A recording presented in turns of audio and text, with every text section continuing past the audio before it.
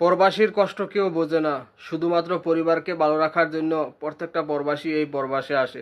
সারাদিন কত গামজরা পরিশ্রম করে যে দেশে টাকা পাঠাইবো, ফ্যামিলি, ছেলে মেয়ে, সন্তানরা একটু ভালোভাবে জীবনযাপন করব। এই জন্য আসলে ভাই এই প্রবাসটা স্বপ্নেই সুন্দর, বাস্তবতা ভিন্ন কথা বলে।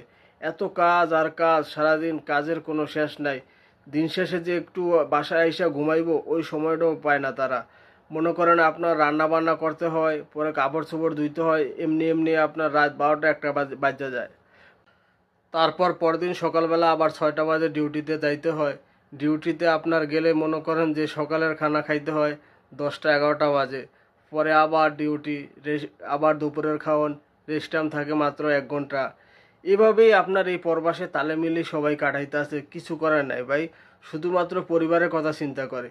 আর আপনি যে একটু চিন্তা ভাবনা করবেন যে মাস শেষে টাকা একটু সেভ করবেন, নিজের জন্য কিছু করবেন, ওই সিস্টেমটাও নাই। কারণ বাড়িতে যদি আপনি একটু টাকা বেশি পাঠাইতে পারেন, ওইটা দিয়ে ফ্যামিলি বা সন্তানরা, মা বাবা একটু ভালোভাবে থাকতে পারবে। কিন্তু ভাই দিন শেষে এই কষ্ট কয়জনই বোঝে। সবচেয়ে আমার অবাক লাগে যখন শুনি প্রবাস থেকে যখন কষ্ট করে টাকা পাঠায়, বাড়িতে টাকা পাঠানোর পর ওই টাকা তারা কিভাবে খরচ করে তারা নিজেরাও জানে না। ছেলে বলে বাবা আইফোন দাও, মেয়ে বলে স্বর্ণের চেইন লাগবো, ওইটা লাগবো, নিজের বউ বলে কি টাকা পাঠাও, আর একজনে মাসে লাখ লাখ টাকা ইনকাম করে, তুমি কি করতেছো। আসলে ভাই প্রবাসীর আপন বলতে কেউ নাই।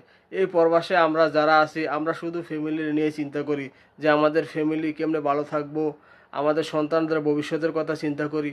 আসলে ভাই দুনিয়াটাই আসলে কেউই কারো না, নিজের কষ্টের কথা কাউকেই বলা যায় না। এই প্রবাসে আসার পরে প্রত্যেকটা মানুষই একা হয়ে যায়।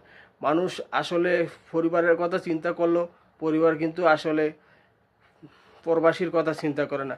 কি বলবো ভাই, কথা আমার বলার ভিতর থেকে আইতাছে না। কথা বলতে চাইতাছি অনেক কিছু, কিন্তু অনেক কিছু বলতে পারতাছি না। কি বলবো, এই প্রবাসে আমার নিজেরই 5 থেকে 6 বছর হয়ে যাইতাছে, এখনো পর্যন্ত কিছুই করতে পারি না।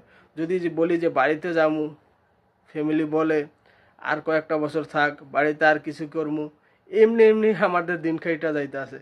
আসলে ভাই প্রত্যেকটা মানুষই একটা স্বপ্ন বা আশা নিয়ে থাকে। আসলে ভাই স্বপ্ন আসার তো কোনো শেষ নাই। বাড়িতে যত টাকা পয়সা দিবেন ততই লাগবো, কিন্তু দিন শেষে নিজের দিকে একটু খেয়াল রাখতে হইব। আমাদের সকলের বোঝা উচিত বা প্রত্যেকটা প্রবাসীর ফ্যামিলির বোঝা উচিত যে প্রবাসে যারা আছে সবাই কষ্ট করে টাকা পাঠায়, আমরা টাকাগুলো জমাই বা ভবিষ্যতের জন্য কিছু করি। কারণ মানুষের ভালো মন্দের সময় তো বলা যায় না। আজকে আপনার সময় ভালো আছে, কালকে আবার আপনার সময় ভালো না থাকতে পারে। এই জন্য আমাদের সবারই উচিত টাকা পয়সা কম খরচ করে ভবিষ্যতের জন্য কিছু সেভ করে রাখা।